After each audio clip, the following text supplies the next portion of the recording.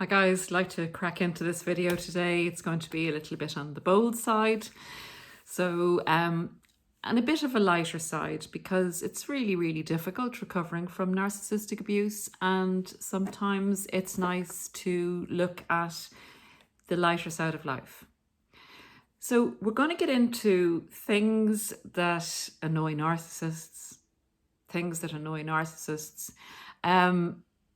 It's not advisable to annoy narcissists, as we know. It's much better to go no contact, have nothing to do with them, and go away from them immediately, to enjoy our lives, to have a life of purpose, and not to be tormented by these creatures.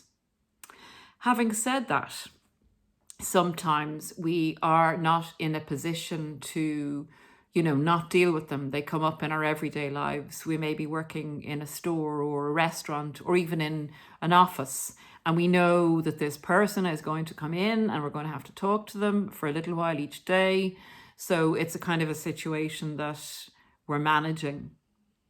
And we would really like to get them to leave us alone, to stop harassing us or to stop coming on to us, praising us or whatever.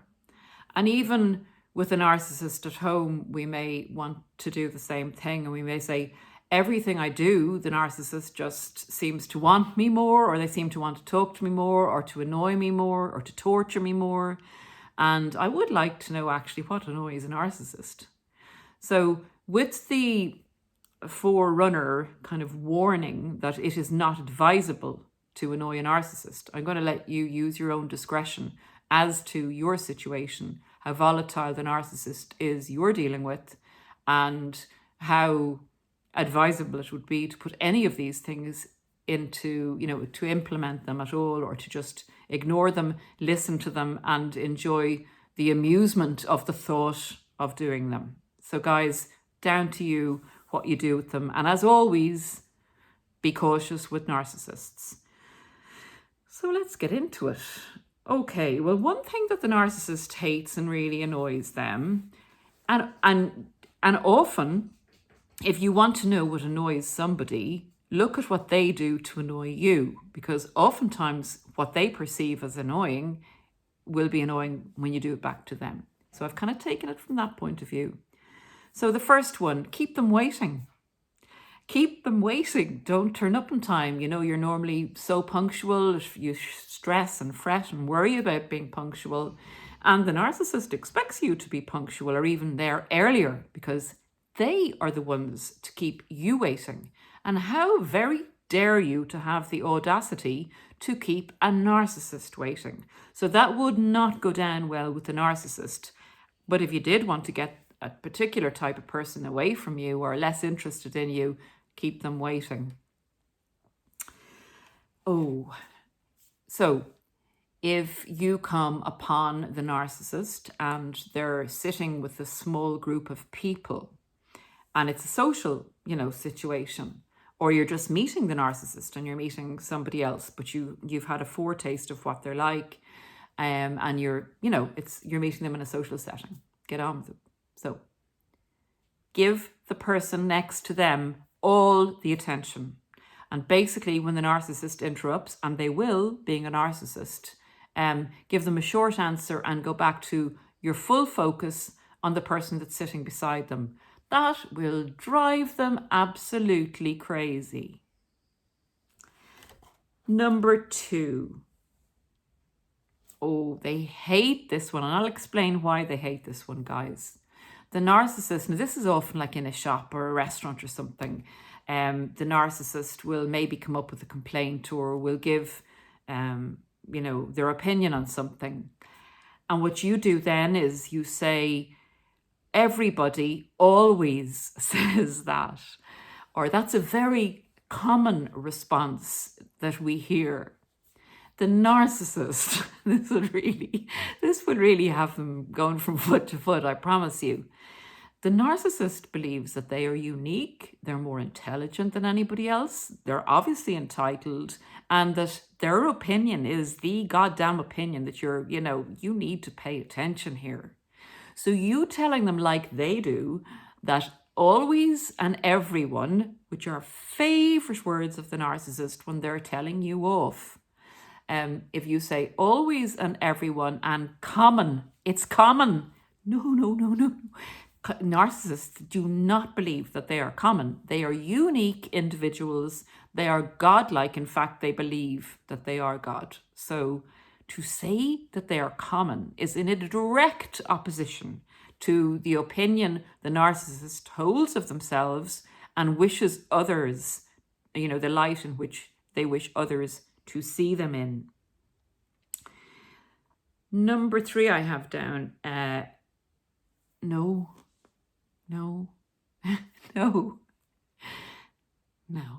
I can't do that for you. No, sorry, no. Do not say no to a narcissist, because immediately you're the enemy, you're a traitor, you're a deserter. How dare you? You're saying no to me? You little insect are saying no to me. So that is, that now can make a narcissist, look for revenge against you, can very much go against you, depending on the circumstances. If you're not in the love bomb stage, if you're in the deval stage, or that you're in a kind of a vulnerable position where you're serving the narcissist and they can go and complain about you and have your job. But that is a way to make them go hanky-panky, spanky, mad. 4, not becoming their flying monkey. Now remember, narcissists don't, if it's not safe for them, or if they feel their control will be threatened, and they want to maybe get you back for saying no to them or saying that their opinion was common, they will engage other people to do their dirty work. So if you were one of those people in an instance where somebody else had said no to them and they wanted to get that person back, they will go in a roundabout way of giving some misinformation on you, or getting somebody annoyed about you, saying, well, Paula over there said that she thought that you were a pretty crap person. But don't say I said it. Don't say I said it, says Mr. and Mrs. Narcissist. And they kind of set people up to be their flying monkey. So if you believe you're dealing with a narcissist, or in any case, somebody tells you something bad was said about you, or a bit of gossip, don't just take that at face value. Do not then go out and, go to the person the narcissist is talking about without verifying the facts and not getting triggered by something bad you might hear about yourself, or something good. It depends on how the narcissist wants you to become their flying monkey unwittingly and go and set up or create a situation or a reality where they will then come in and be in control of that situation, where they're actually pushing people around on a chessboard and getting them to do what they want them to do so that they don't have to do it. Okay, treating them like everybody else. You go and treat a narcissist like, next, please, in the queue, next, and they come up and complain, and you just say, it's a busy day here, we're extremely busy, or we're more extraordinarily busy than normal, without saying, I'm so sorry for keeping you waiting. And then they have the in to kind of complain a bit more. You're just one of many. Everybody's waiting here. You are no different. That is not what a narcissist wants to hear. They shouldn't be kept waiting in the queue. They are special. They're entitled.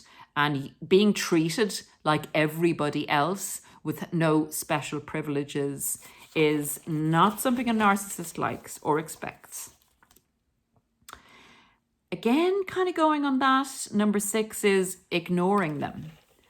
The absolute, it's death to the narcissist. It's the death bell for the narcissist, being ignored, because they rely on you for energy and supply to keep the electricity of their mask going, to keep the mask alive. So without anyone interacting with it, it's like a dead computer. The computer needs you to push the buttons on it so that it can become alive, run its programs, and do what it has to do. The narcissist is the same. So you ignoring them basically means they don't have a life. They don't have the possibility of manipulating you. They don't have the possibility of getting narcissistic supply or having their agendas met or their needs met. So the worst you can do to a narcissist, they have no power over you once you ignore them, and they kind of have a narcissistic collapse. It's not a pleasant feeling for them. Grey rock, the other thing that they hate is you becoming as a grey rock and giving no emotional reaction to them, which is kind of giving them no meals. It's like saying to the narcissist, you know, the food is there's enough water and bread to sustain you, but it's just you're being sustained barely. You're not having your nourishment and your vitamins and all the things that they would expect from your emotional reaction, which is essentially what your emotional reaction to an action that they do to cause your emotional reaction. That's basically their food. Ooh, this is a big one. If you're not triggered by their triggering actions, that's a big threat to their control. And that annoys them because they're used to getting what they want from you because they know how to push your buttons, your specific buttons. And you suddenly start to act differently. So they kind of like go up to the vending machine, push the button and expect to get a coffee out, but they don't get anything out. In fact, they're asked to put more money into the machine because the price of the coffee's gone up. So they have to put more effort into getting a reaction out of you. And if they put more money into the machine and they still don't get a reaction out of you, they're going to want to kick that machine and go and find another one. So that's one way of getting a narcissist to leave you alone. It's basically not reacting the way you normally react when the narcissist triggers you, not allowing them to personalize, not allowing yourself to take what the narcissist says about you personally. Just go, look, they're only a known narcissist. So why would I be bothered about what they say? Because there's no value in them. They do this to everybody. They just play with people to see if they can annoy people. And that's what this narcissist is doing. So if I don't take it personally, because it's not personal, it's just that I'm a food source like everybody else is, well, then you're onto a winner. Oh, okay. So the narcissist word salad. When you ask a narcissist a direct question, and it just maybe even your question even just needs a yes or a no, the narcissist does not want to answer that question. So the narcissist will return with a word salad. And the word salad is effectively a distraction from that question. So they will try and go at you personally about something. Ask, why are you asking that question? Ask, if I give you this answer, what's it going to be? And, maybe you wouldn't be asking that question if you hadn't gone down to Joe's and spilt the cream on the cat. And, that cat, when it gets cream spilt on it, often needs to go to the vet, and you're going to have to cover the cost of the vet. And the vet lives quite a long distance away. In fact, the cat has to get the ferry across to the next island to go to the vet over there. So you get the picture, guys. And the original question gets left unanswered because you get taken down the rabbit hole as they pull you down with the ropes. Then they throw you into another rabbit hole. And that's what word salad is with the narcissist. So if you ask the direct question and the narcissist answers the question with a question, and you go, maybe you answer the first question and you listen to what the narcissist has to say. But instead of going down the road with the narcissist into the rabbit hole, you reiterate the original question. You stay very calm. You don't emotionally react. You just repeat the question. And you look directly at the narcissist in the eyes. And the narcissist goes off on another tangent on another word salad. You stay quiet, let them finish, and you repeat the question. At this stage, you may get them actually exiting or tripping over something and going to hospital, which is an action salad, if you want. They'll do whatever they can to distract you from getting your answer to that question. However, if you pursue the question the manipulations will either stop, or you will get an answer, or they will go away from you. So if you want the narcissist to go away from you and to annoy them and not let their manipulations work, that's what you do when the narcissist slaps the word salad down on your plate. Oh, this is beauty. You walk away from the narcissist. That really annoys them, because that's exactly what they do to you. Now, not a lot of narcissists, particularly the more volatile ones, if you walk away from them, oh, by golly, you better watch out. You might get a book flown at your head. You will get maybe a tantrum or a rage, and just be very, very careful about this if you're dealing with a dangerous narcissist. And in actual fact, all of them can be dangerous. But I'm just telling you what would really annoy a narcissist. So guys, I mean, if there's people around, if it's safe, if you don't have to interact with this narcissist, if it's just a narcissist in work or whatever, that you know they're out to get you and they say something to you that's very triggering or annoying, and you walk away from them and giving them no reaction, I suppose that would be the type of time to use that activity with discretion. But that is akin to sticking a sword into a narcissist, is to walk away from them. To have your exit plan, to have your exit plan. To make your exit plan, if you're in a relationship with a narcissist, or you want to get out of a work situation, or whatever it is, you're making your exit plan, you have everything well covered. If you then do what the narcissist normally does to you, but you're doing this in truth and you're not essentially knocking the narcissist or telling lies, but you actually get your truth out there in that you're leaving the relationship because it's not working for you and you've gone through hell in the relationship and you don't want to hurt anybody, but this is what you're doing. You get your story out there to obviously people that are very close to you, that matter to you. So the narcissist doesn't get a chance to suspect that you're leaving and to start a smear campaign within your support group even, so that when you go looking for support, when you are leaving the narcissist, people are kind of feeding back some of the narcissist's story, and it's very hard to handle when you need support, even from your closest supporters, who kind of look at you, because narcissists can be very convincing in relation to, your mental health maybe. They may start a concerned campaign about your mental health, and your mental health may not be good because you've been with a narcissist. You may be shaky leaving, and you go to your normal support group and they see that you're shaky, and then they kind of go, oh, well, the narcissist said that you were having some problems and issues with your mental health. So you get it, guys. Get there before the narcissist does. That would really annoy a narcissist as you're exiting a relationship, because you've basically made your exit plan within the relationship and you've made the path and the obstacles as smooth as possible ahead with your support group and the general community, etc. So you've kind of done a damage limitation there. Very frustrating for a narcissist. Very frustrating, but right and proper.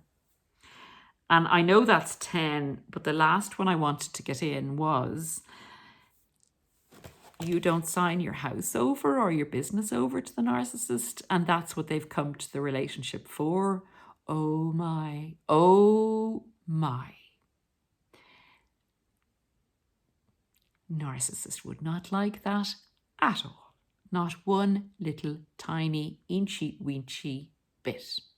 So guys, there are just a few things, a little bit light-hearted. Again, use your discretion, please. Always best not to annoy a narcissist and to leave them high and dry and get out with as little damage as possible and go on and live a good life, not the life that's kind of going down to the narcissist's level and doing things, to annoy them the way they would annoy you. But if you do want a narcissist to back off from you and it's safe to implement any one of those 10 or 11 things, then that's how you annoy a narcissist.